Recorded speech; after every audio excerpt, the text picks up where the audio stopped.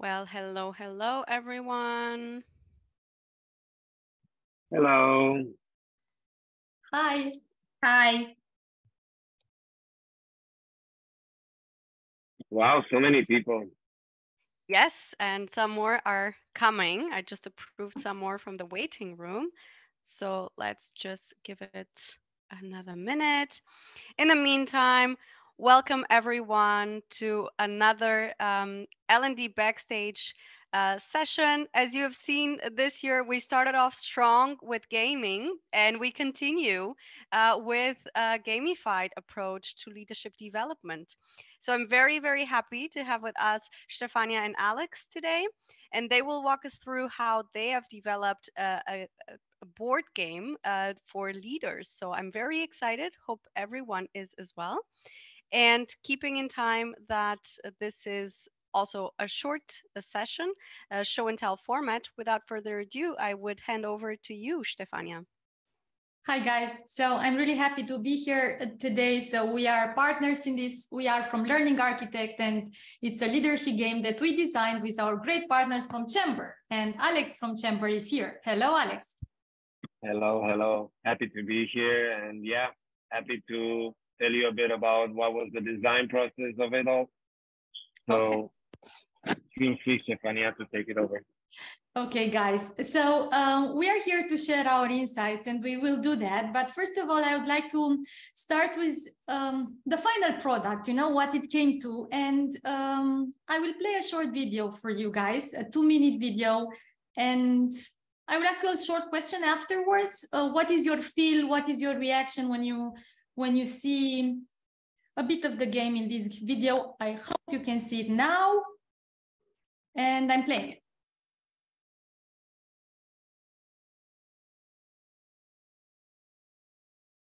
Care mai precis îți zice, dincolo de ce ești în momentul ăsta, ești lider, ești coach, ești mentor, ești expert, tu ai un om care de cele mai multe ori vine la tine cu o problemă. E un obiectiv personal, e o frustrare, operațional, diverse lucruri, da? O să le încadrezi în categoria foarte largă, problemă. Ce îi spui tu? Adică asta e o întrebare foarte simplă. Și pentru ce îi spui tu, de obicei ai la dispoziție o singură conversație. Deci nu poți să-i spui, uite, știi ce? Acum o să-ți răspund din postura de manager. Și acum să-mi pun părerea de coach și o să fiu doar coach, să nu te aștepți altceva de la mine. Realitatea nu e chiar așa. Ai de multe ori o singură conversație, poate să fie spontană sau poate să fie un one-to-one programat, dar e una. Și atunci, ce ne-am gândit noi este să oferim people managerilor un instrument care să le dea acele microabilități de care au nevoie ca să dea răspunsul de care celălalt are nevoie. Și nu e un singur răspuns. Oamenii au nevoie de lucruri diferite de la noi ca lider, nu? Și atunci S.A.V.I.R.O.A.D o să vedeți o colecție de 8 microabilități care te ajută să folosești răspunsul care trebuie.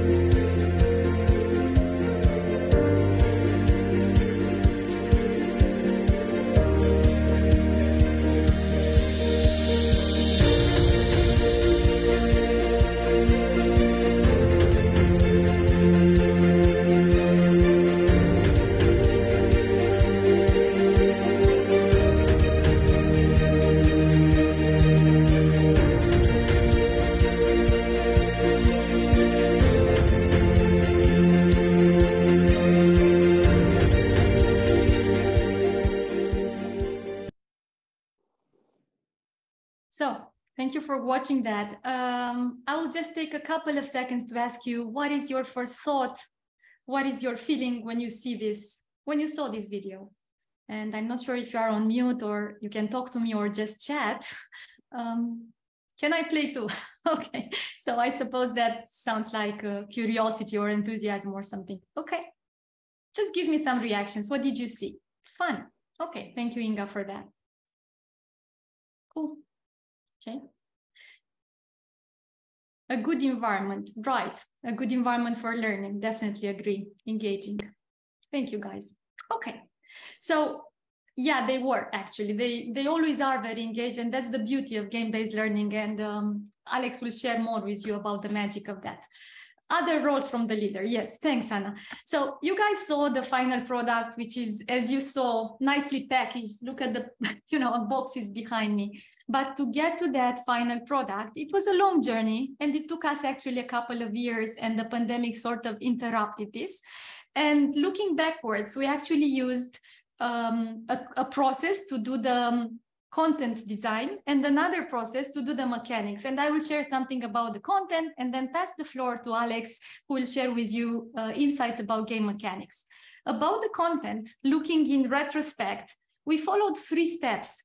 And I'm going to show them to you as a very, clear-cut process. And it is, because we decided to use it again in our next game-based learning project, which will start soon. But we discovered them as we went, we discovered them in the flow of creation, so to speak.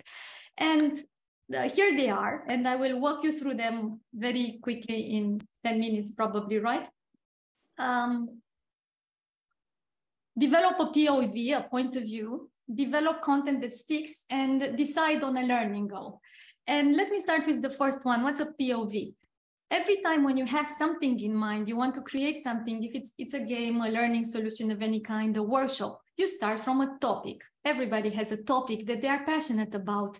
I've been passionate about people management since I started my own business, probably, right? So for us, it was people management. It can be creativity, mindset, anything.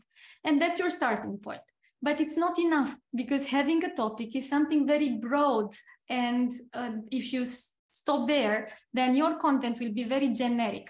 You can say anything about that topic. So you need to narrow it down.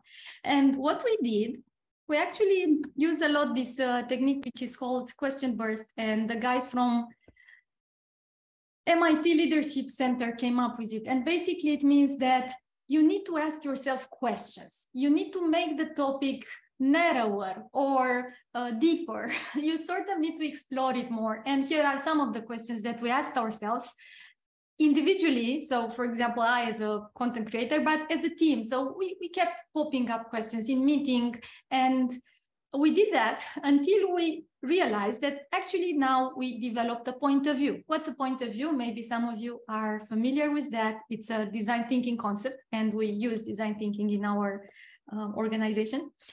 And in a point of view, you finally make a decision. Look, what I'm going to do is going to serve this person, so a clear audience, a clear persona, for this specific need. And I think that this need is important, it matters because, and very specifically, the final POV that we built S.A.V.I.R.O.A.D on is pretty much this: how to come up with a game for people managers. So we decided that it will be a game because it's a very engaging, as you noticed, fun learning experience. People managers, by the way, not first-time managers, so not people that have just been promoted, but people that have been exposed to this role for some time. And the need is impactful conversation, because we all need that. And the insight, so the specific point of view behind it was that the trick is to grow people, but not like an executive coach that has 1 hour and that's their only, role to sort of help someone access their resources, but grow people in any 5-minute interaction and conversation that you may have with them on the floor, right? So something that you can apply anytime as a people manager. And that was our problem. And now we had a problem, basically. After this step, you have a problem, and it's a problem that is worth solving, and a problem that has a point of view. So that was step 1. And then step 2, of course, is the content, right? What are you going to help people learn? What is the theory? What are the concepts? And again, the problem here is that there's a lot of content. There's a lot of content on conversational capacity and on impactful one-on-ones. So how do you select it? And I personally love this 2-step process. And again, I do it a lot, even individually. I like mind maps. So I like just going to the flip chart. So not electronic mind maps necessarily, but we go to the flip chart and just put up there in this circular format anything that comes to mind. So any content that you think is relevant, right? And that's the first step.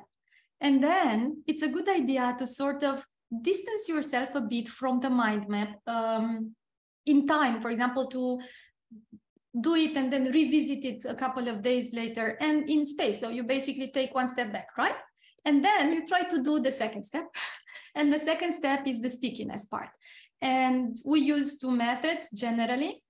We try to come up with a metaphor. So to organize all the information into something very visual and tangible, a metaphor, and an acronym. It can be either or it can be both. Because, for example, what happens with the S.A.V.I.R.O.A.D creation, we did a lot of mind mapping. I did a lot of mind mapping for a long time, actually.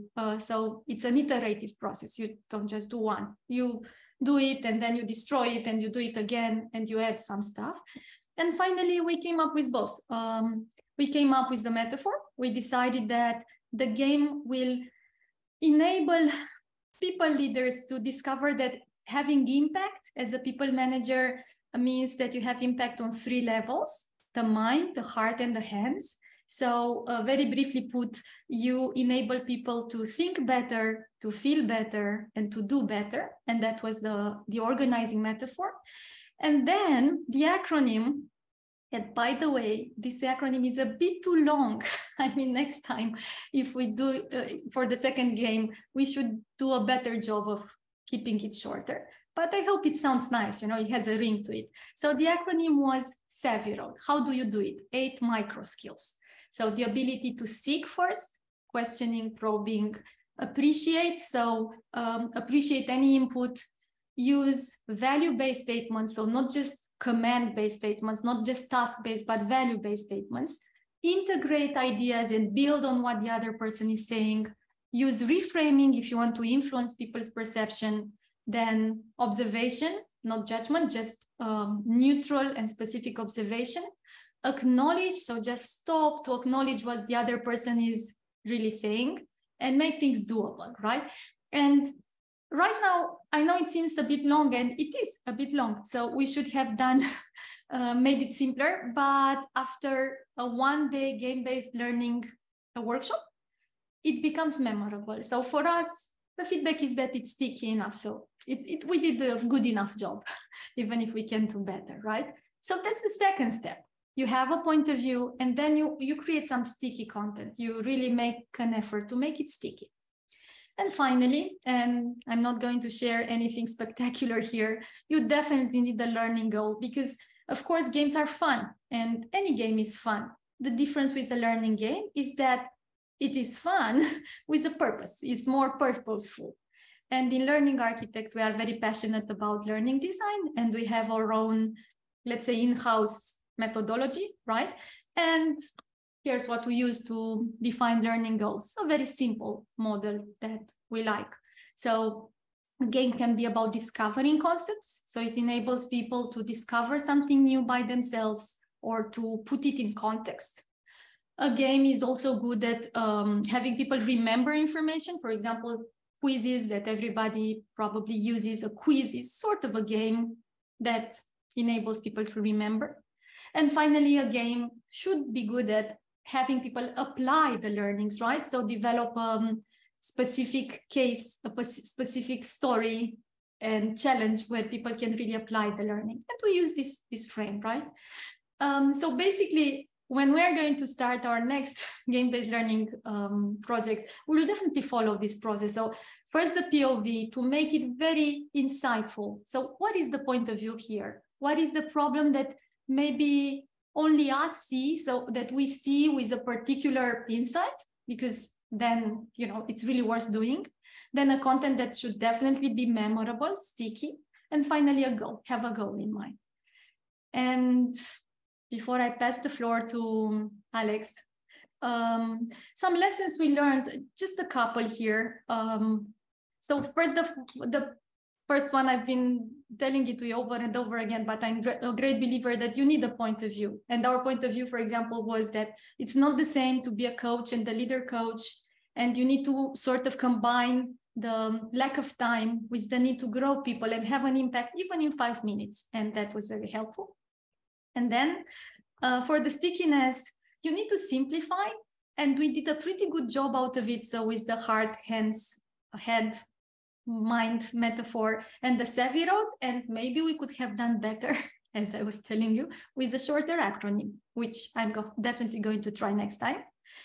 And the last one was testing and retesting. And again, maybe that doesn't sound like something completely new. It's what all designers do. But from my experience, you need not just prototype testing, because it's easy to invite people to play once the game is in a box, like it is now. You really need to start the testing process as early as you can with idea testing. For example, by the way, we're having an idea testing session for our next game next week, right? So the earlier you start testing and retesting, the more you will be flexible and open and create something that is maybe worth creating. And I have sort of finished with the content part, and I hope that was useful for you. And we would love your questions and comments and thoughts in the last 15 minutes. And right now, I'm going to pass the floor to Alex, who was our partner in designing the game mechanics, which was a very crucial part in making it as fun as you saw in the video. So, Alex? Yeah, Stefania, thank you so much. And it really was a very memorable experience. And working together, but also somehow that the pandemic came right in between starting to ending the project. So it was definitely something that, there were a lot of lessons learned along the way, and I'm happy to share some of them. If you can help me, Stefania, maybe with continuing the presentation, just so that we can have it there. Yeah. This is the good slide? Yes, perfect. Thank you. Let's see if we can coordinate on that. So just to give you a bit of idea about games, because it's very hard to start with the game mechanics without giving a bit of context. So I'm not sure if it can be seen. I think it's something it's a bit covered, but I can just elaborate on that. So in our perspective at Chamber, games really rely on 3 studies or disciplines of studies. So on one side, you have anthropology, because you start, as Stefania said, it's a design process. So you start with humans, and games have transcended, basically, if you think about chess, they have transcended civilizations over and over again, geographies and cultures. Yeah, exactly. The box, Anna, I'm just a second. I don't know what I'm doing wrong right now. I can see the box myself, by the way, and it says, okay. Yeah, and I have no idea what to do. Honestly, I'm at a loss. So just to have it, there were mentioned these things. So anthropology, that was one thing, and then we have psychology and design, and I'm just gonna briefly touch on them. So psychology, every game a good game, right, engages players, and it does so through game mechanics. And also, when you speak about gamification, that's applying game mechanics to various processes. And yeah, perfect, now you can see it. And all this triggers that game mechanics have is that they trigger various psychological aspects or psychological triggers. And I will dive a bit more into detail on this on the next slide, but just to touch on the design part as well. So again, as Stefania was mentioning, in a game, we start very on with the design, and that's when we did the board game, we started with pen and paper, just because you scratch a lot of ideas, you replace the cards a lot. So you really want to do that as fast as possible and as cost efficient as possible. So only after you have a well enough oiled machine in pen and paper, if you enjoy, so me and Gabby, my co-founder, we sort of have this saying, if you enjoy the game when it's like just on pen and paper and, done, overwritten on top of it, for sure you will enjoy it more when it has like cool graphics. So just make that skeleton as best as possible. And that I think is applicable also when you're speaking about the workshop design or any kind of design process.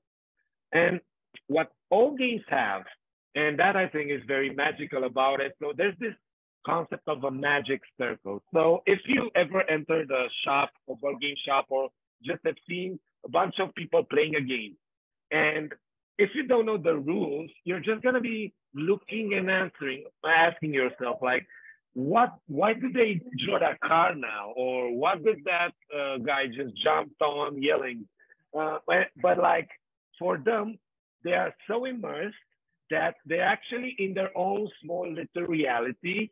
And that's actually the magic circle, because when you start playing the game and you're immersed, you kind of like tend to forget everything that's happening around you, right? So that in that circle, we believe that also learning can happen more naturally. So our aim whenever we design a game is answering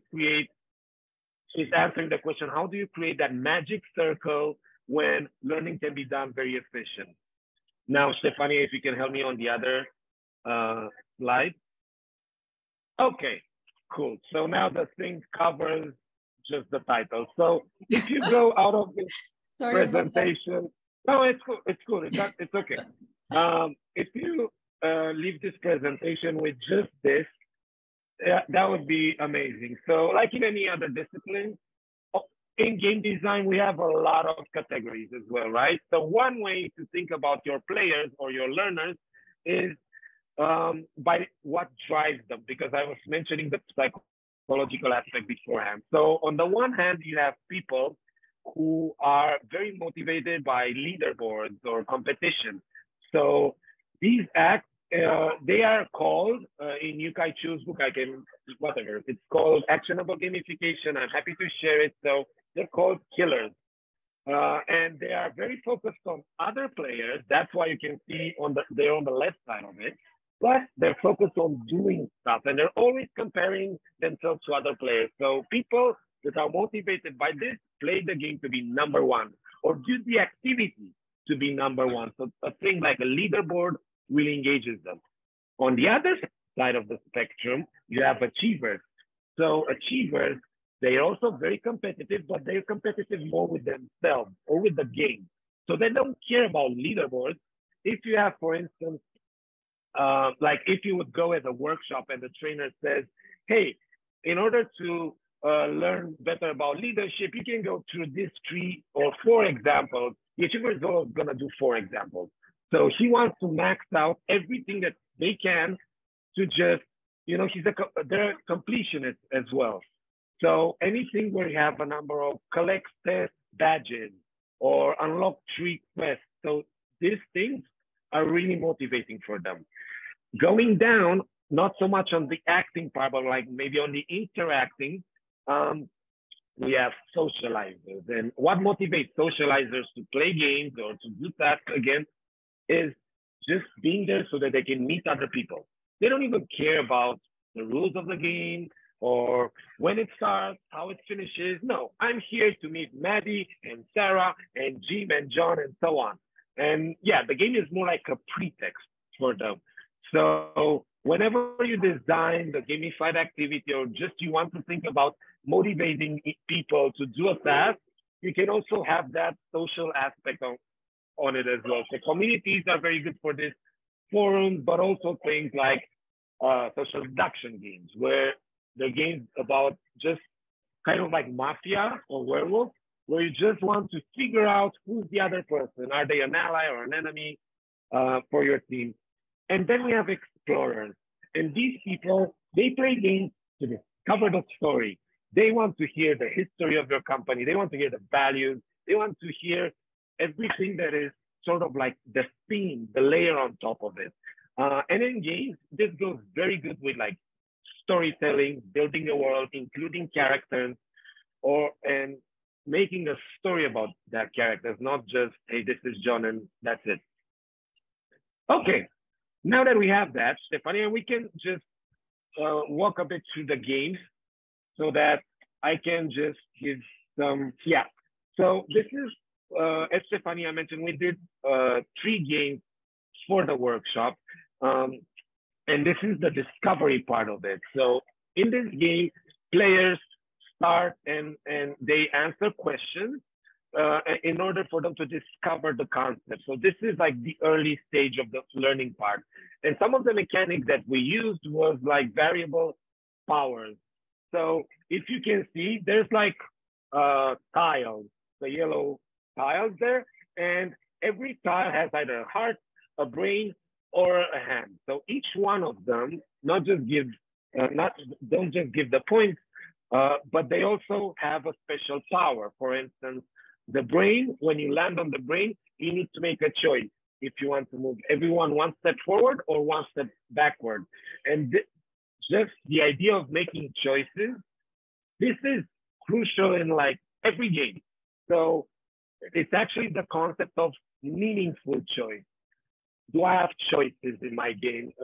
And more importantly, do they matter?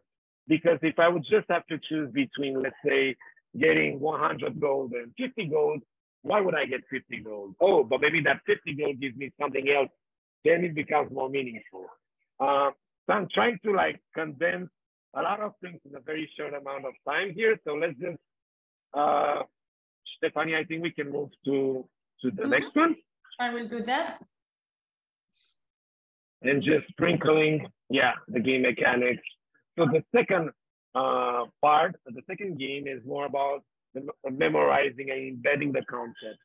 So here, if you're maybe familiar with activity, a player draws a card, describes the concept, and then the other player needs to guess one of the 8 concepts, the one from S.A.V.I.R.O.A.D. And we included a countdown timer. You can see it on the right. And basically, you see the people playing. It's so fun because everything is done in like 1 minute and they read very fast. And then you see the other players like very engaged and struggling to find an answer. If they get it well, they get a point. If not, then the card is discarded and they draw another one. But so I'm just to mention here, the countdown timer, you can use it. It's a very good game mechanic, but only in short bursts.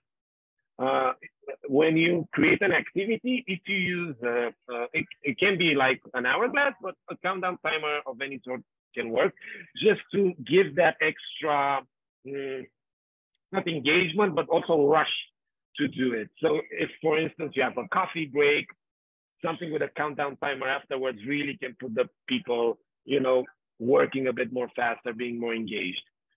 Let's jump to the next one. Okay. And the last game is basically applying the concepts that we have already learned. So in this game, we try to create a simulation. One, because a simulation offers players a chance to actually practice the task in a safe environment. And games are very good for that because if you fail in a game, there's no consequence in real life. So in this one, players take on the role of managers and they give feedback, specific feedback and guidance to some of their employees. And they need to be aware of the VUCA environment because VUCA, after 2020, I don't think there are many people who don't know about VUCA. So they can come and just shake things up unexpectedly, right? So it's a simulation where managers can see, okay, maybe this employee needs a bit more stimulus on the action side of it. So what can I tell them to improve their acting part or their heart part? So it's also a bit of resource management. This is a lot more thinky. So some of the players enjoy more thinky games. And we tried to somehow build that into this one. And all the players, if the other ones, they were like more competition among them. This one is more collaborative. So you actually have a bunch of players thinking it through and seeing what's the best decision for their team. And with that, I think we're right on time. It was a bit rushed, but we're happy to answer any questions that you might have. And the learning. So just very brief on the learning. A thing that we always learn with every project and we try to do it better. So I love the concept of grandma friendly a lot. So how do you create a game or an activity or a software project to be so simple, then you can go to a person who's still tech savvy or hasn't played games. And we use this metaphor. I have a grandma who would not understand too much if I make a too complicated game, right? So how can we design it for her? Because we love complicated mechanics, but then as we found out, project after project, the simpler you do them, the better it is for the end user. So I just stick to the grandma-friendly title. Yeah, thank you. Thank you. So guys, we rushed through our presentations on purpose, right? Not because we necessarily want to rush or like to rush, but we wanted to create some space for dialogue. So we welcome any kinds of thoughts, questions, comments from you. What are you thinking about?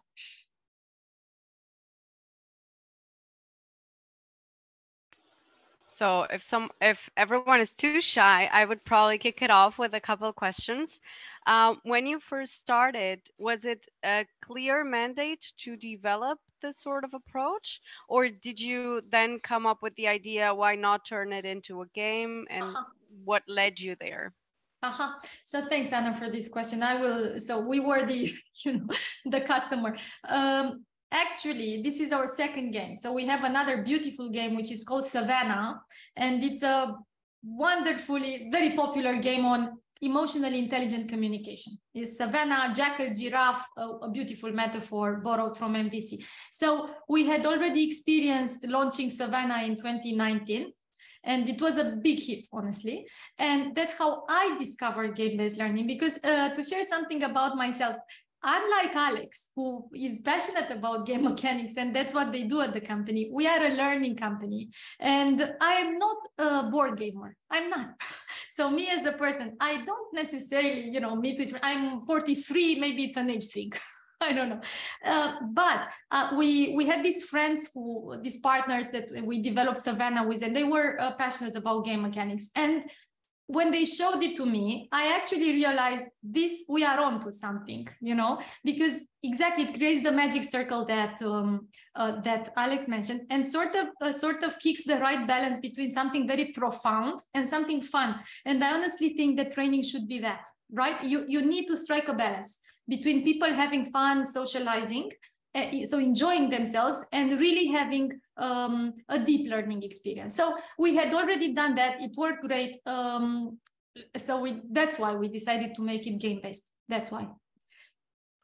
Okay, great. And with regards to the impact or the feedback that you have from the users, is it always super positive? Is there something other than the naming that you mentioned, you think it's probably a bit too long? Is there anything that you would change if you were to start over now? Actually, I wouldn't. It worked out very well. So the feedback is generally very positive. The thing that is a challenge. The practice part, people should sometimes say, we want to keep playing. And that's positive thing. So the workshop ends, we recommend a 2-day session, but honestly, it's become less and less realistic to do that. So a lot of times we have a 1-day session, right? And in this 1-day session, you sort of combine self-awareness parts and parts where the trainer just facilitates the concepts, and then the game, right? So concepts and then game. And the third game, the one with the simulation that Alex explained about, which is the most complex one, comes at the end of the day. People are, so you end on a high note, you end with a lot of energy, but it's not enough. And for example, we decided with some of our customers to organize some game sessions. So just game sessions. You come one evening from 4 to 6 and you just keep playing. So they want to keep playing. And that's beautiful feedback, but it also means that it's not enough. This playing needs to be repeated. Like any, a lot of stuff in learning, you need repetition. So maybe we should change the workshop and allocate more time to playing the game, and somehow we are still working with that balance, facilitation and playing. It's a lot of stuff happening in a very compressed time. So just playing 3 games, I'm not even talking about the content part. So, you know, it's stuff happening. And I think, I mean, ideally you would spread it more, but now it's becoming harder and harder to do that.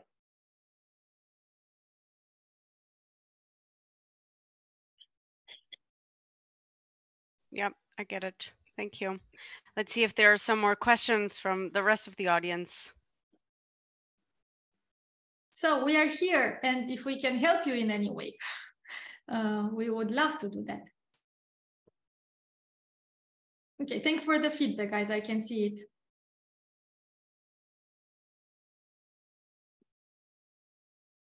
If we tried it online, Alex, I have an opinion about that, but if you want to start. We didn't, at least us, we didn't try it online. Go. Say, I mean, I can just add that. So a thing about board games is that they're really good when they're physical. Yeah. They bring people together, and especially when everyone is now remote, this is a very nice way for just bringing people together in a fun, safe, and learning environment as well. So that's a thing that we now have a tech product, but like this thing about board games didn't change for us. So that's a thing that I think doing it really depends. You cannot just translate a board game into, I mean, you can translate it online, but something loses it if you don't decide it very well just to have maximize an online experience. Yeah. So these are my 2 cents. Yes. And so I will just build on what Alex is saying. So the tangible quality of a board game makes the difference. And let me give you an example. We are working with this large IT company, right? And the guys are working almost fully remote, but HR decided to make this, you know, an engaging experience and call them in class for our workshops. And the whole office was sort of deserted and empty. And the only room that was completely alive was the S.A.V.I.R.O.A.D room. And people were coming, what is happening here? You know, so the level of engagement was amazing. And of course, Alex is doing a great tech product right now. So of course you can do games online, but I agree with Alex that we would lose something in translation. We would lose the tangibility of the experience, right? There's a question for me, guys. Anna, thank you. We are translating it as we speak. So our customer, this IT company, has this international leadership model, and they want to implement it in other countries. Translating it it's just you know, it takes a bit of time. So 1 month, I'm expecting is not a complicated thing, but we just launched it in July. So it was enough in Romania. So there's one more question. If we look into the benefits for the creating a board game instead of a traditional workshop. Right.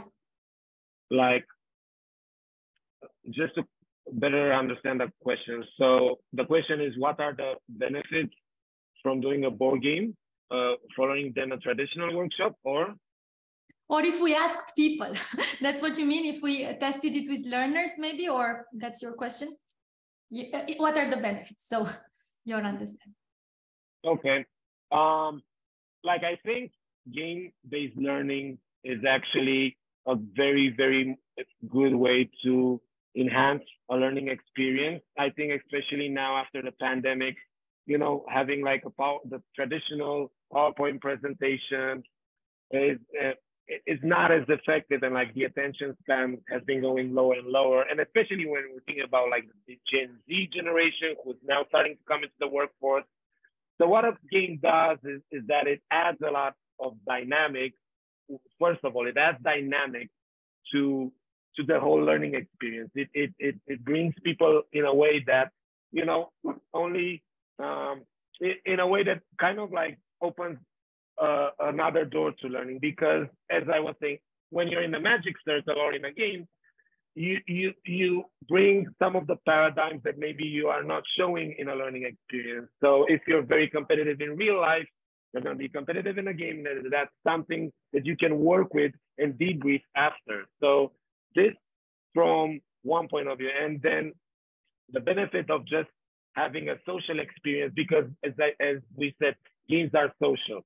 So bringing people together, having that peer-to-peer conversation going, having those exchanges of ideas that happen within a game, I think it's really something that as an activity, you can do it, but a game does it natural. You don't feel, and this is the thing, you don't feel that you do that when you play. You're focused on the playing, and the debriefing and the learning counts more as a result rather than the objective is to learn. Yeah. Doing this activity. Yeah. So to build on that, I have two words. So no multitasking and learning autonomy. So the multitasking, I think one of the worst enemies of learning nowadays after the pandemic and in a remote setting is multitasking. People have become addicted to it. And one of the promises that we make to HRs, when we promote game-based learning is it's impossible to use your phone when you are playing. So I guarantee it's impossible. I cannot send an email while I'm playing. Of course, if I want to quit the game, I can. But people don't usually want to quit the game. So no multitasking, no phones. That's number one. And then the learning autonomy. Exactly what I'm just putting another name on what Alex is saying. But there's a whole conversation in leadership about learning autonomy. We want people to learn by themselves, not to be directed, by a directive trainer. And when you are in the magic circle, if the game was well designed, you cannot help learning, basically. They debrief by themselves, they share, they debate, and they learn. So those would be the benefits for the learner, I think. Plus, it's great for the trainer as well. I mean, yeah, it makes your job a bit easier. It helps with the engagement and all this stuff. Depends also from the type of game that you're playing. Maybe, I just the last example, and I'm done. Maybe you're familiar with Catan. So in Catan, just very short, there you can exchange resources. So if you just, play, if you want to learn sales, and you just play with a bunch of salespeople, Catan, and you enter with that mindset of, hey, I want to improve my selling skills. That's an amazing way to just practice that. And that's what games do. Afterwards, you can debrief and actually see what have you learned, what was the negotiation process of it. And you can do a lot of learning just based on a game.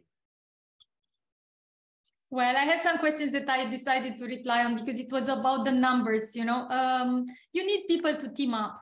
So basically, if you have too few, for example, we played it with 6 people, the energy is a bit low. So ideally, you have a few more, right? So 50, 20. And if it works you were asking if it works for teams.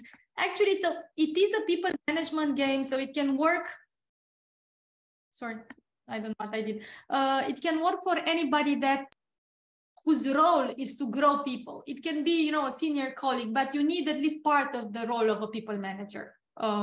We have other games I mentioned Savannah. I don't want to advertise our products, but this one is about people management, basically, right? So if you are an internal coach or an agile coach or a people manager, you need to have some of this role, right, on your hands to use the S.A.V.I.R.O.A.D concept. You're very welcome, Inga. Thanks for the questions.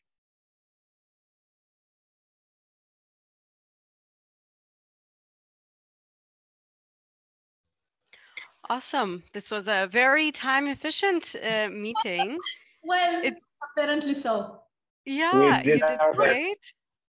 And I think we tackled also all the questions. So thank you.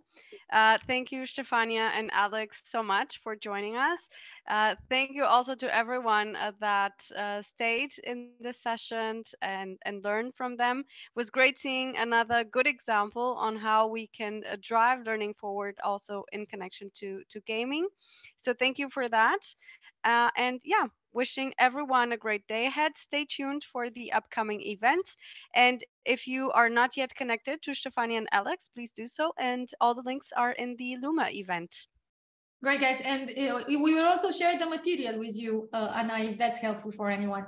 Yes, absolutely. And the session was recorded, so the video will also be uploaded in our YouTube. So if you think this might be helpful for anyone, you can also share with them after. So great being here, guys. Thank you so much. Thank you for having us. So Have a great day, everyone. It was a pleasure. Have a great evening. Bye. Bye. Bye.